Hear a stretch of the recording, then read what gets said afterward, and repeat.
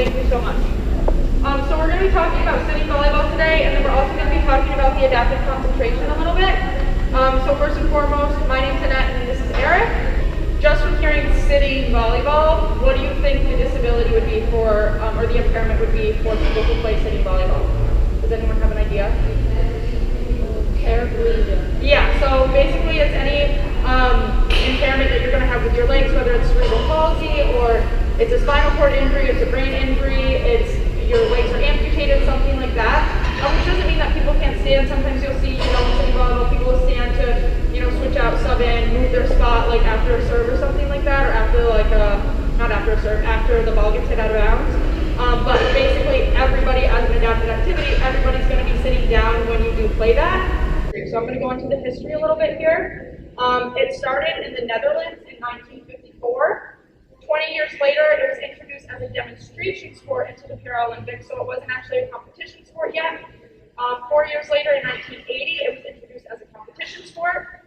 The USA participated for the first time in 1984, so just 4 years after it was introduced into the Paralympics. And then we've been consistently participating in the Paralympics and sitting volleyball since then.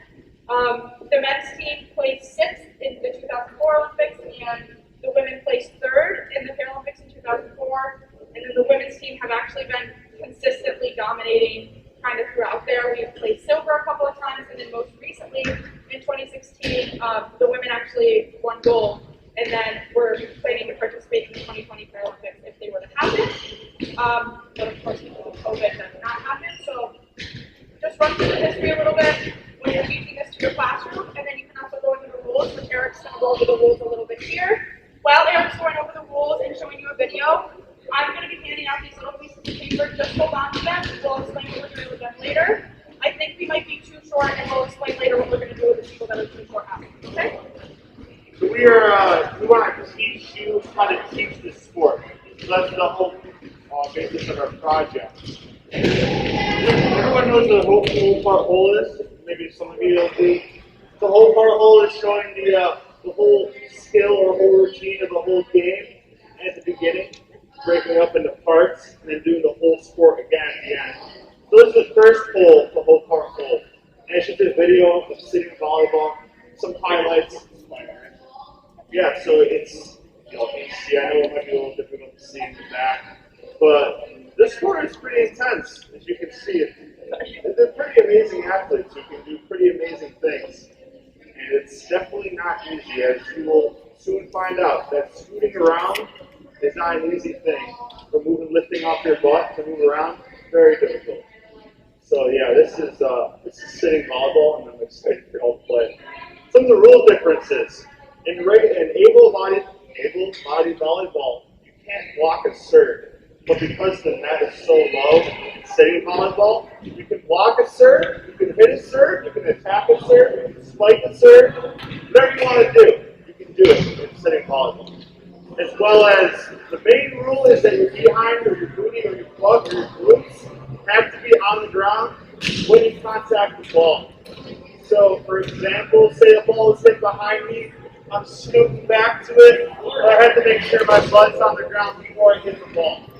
So you can get up, you can go on your knees, you can go on your stomach, and then scoot around. But at least like half of it, like one side has to be on the ground. So, serving. For serving. And able-bodied volleyball, you can have a football. So if I was to serve in able-bodied volleyball, my foot was to go over the line, it would be an automatic other point to the other team. But in sitting volleyball, you can have your feet over it. Your butt just has to be behind you. So before we get into practicing the skill and doing the game stuff, I just want to go over safety quickly. Because of COVID, of course, we want to make sure that we're keeping our spacing. As you can see, we have a whole bunch of poly spots set up. They are spaced out for a reason. Let's just please respect that spacing. Also, too, I have hand sanitizer here. If anybody wants to use it before we touch equipment during, like when we're switching around or after, please feel free to come use it. Also, too, this is just COVID or not. I want to make sure that when we're practicing, of course, like we're all trying this for the first time, volleyballs or whatever ball we're choosing to use, they might be flying all over the place. Use your voice, let people know that it's coming if it's going to hit them. If it gets knocked over into a game, just make sure that you're waiting for someone or waiting for the game to stop before you go get it. I also too want to talk about differentiated instruction quickly before we get into this. You always want to make sure that everybody in your class, disability or not, feels included. So the way to make them feel included, you could always shorten the court a little bit if you see that the team is struggling, or if you know the skill ability level of your group isn't that great. You can always make it a little bit smaller.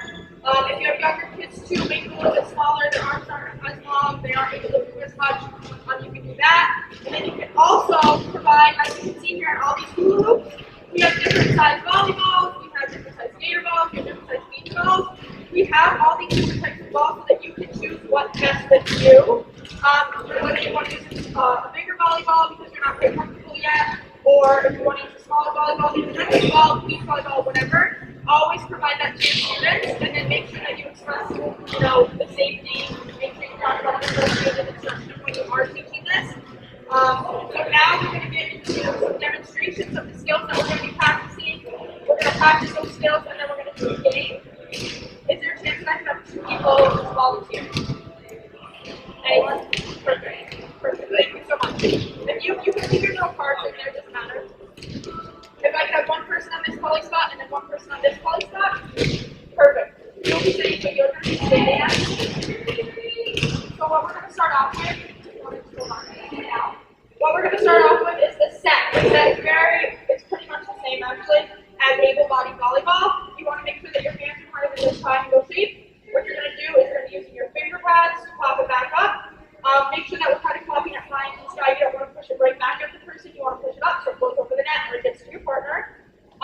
Eric used a good example earlier on we're kind of going to catch it and then toss it back. Like the immediate catch, toss back. So it's almost like you're pulsing your fingers up to get it back to your partner. And then once we're practicing that, we're going to go right into the forearm pass. Eric's going to talk about for us. So we're going to do 5 sets of hand passes. Then we're going to switch to 5 sets back and forth for 1 minute. And then we're going to do forearm pass. So when I say, okay, let's switch to forearm pass, now we're going to do forearm pass. So same thing as the regular able volleyball. Just don't make sure your fingers aren't crossed or connected. This is an easy way to break fingers. So your fingers separated, thumb next to thumb, platform out, nice and flat. Try not to bend those elbows, so really extend your arms. So in able-bodied volleyball, it's a lot of leg work, trying to move that ball. But sitting volleyball, as you guessed it, you probably don't use your legs as much. So it's a lot of sweep. So we're going to swing our arms a lot to get that ball to where we're going. So that's just another difference. So let's demonstrate the hand pass. Just want to possibly do the set first. Yep. Yeah, set first. Oh, great. We'll do the forearm pass. Perfect. And see how you're going to want to throw it out a little bit closer to you or further out from them. So because it's hard, as Eric said, you don't want to bend your elbows. So when you throw it out a little bit further, you're able to extend your elbows and push it out like that. So the audience, if you have a little card like this, who is number 5? You're 5? Okay, so you're going to be in a group of 3. So these cards are going to symbolize who you're partners with. It's really important when you're teaching in any physical education classroom or a classroom in general that you provide partners for them, because just like that, I easily was able to be like, okay, they need to be in a group of 3, where you don't want to be that partner that's left out. You don't want to be captains because you don't want, the less skilled person to be left out or something like that. You want to put in a class and have partners for them, whether it's these, whether it's color cards, whether it's, people that are wearing blue, be partners. Just make sure that you always have that prepared. So what we're going to do is you're going to find the person that has the same number as you. You're going to be that person's partner. You're going to find a ball of your choice. You're going to find a poly spot, and then we're going to do the 5 sets, switch, 5 forearm passes, switch, all right? All right, so find your partner, group of 5, you can, 3. If you want to be right with the 3s here.